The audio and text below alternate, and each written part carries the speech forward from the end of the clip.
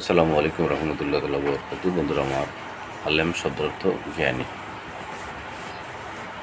যাহার ভিতর আল্লাহ রসুলের আদর্শ রয়েছে, বরত্ব নেই, অহংকার নেই, বিনয় ভদ্রতা রয়েছে, আহলে সুন্নাতের অনুসারী, যাহার ভিতর শরীয়ত তরিকত হাকিকত মারফতের ভাব রয়েছে, যিনি বাইয়াত গ্রহণ করেছেন, আহলে বাইয়াত পীর মুর্শিদকে মনের প্রাণে মেনে নিয়েছেন, সেই ভাব দর্শনে তার জিন্দিগির পরিচালনা করছেন এবং মানুষজনদেরকে হেদায়েতের কার্যক্রমে বলিষ্ঠ নেতৃত্ব দিয়ে চলেছেন, যিনি আল্লাহ রসুলের আদর্শে পায়বন্দী রয়েছেন।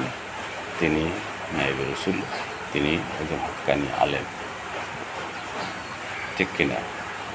এরকম আলেমকে ভালোবাসার জন্য, এরকম আলেমের পিছনে থাকার জন্য, এরকম আলেমের পিছনে এবং এরকম আলেমের জবানের যে আলোচনা, সেটা আল্লাহ রসুলের আলোচনা, আলম সুবহানাল্লাহ।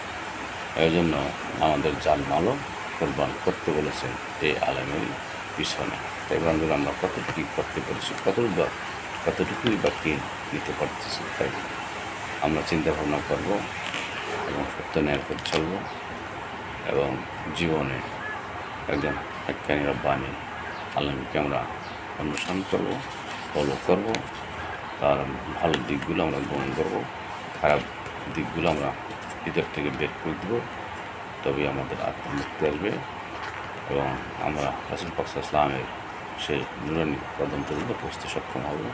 রাসূল পাক সাল্লাল্লাহু আলাইহি ওয়াসাল্লামের শাফায়াত, রাসূল পাক সাল্লাল্লাহু আলাইহি ওয়াসাল্লামের সেই শাফায়াত আমরা হবে ইনশাআল্লাহ।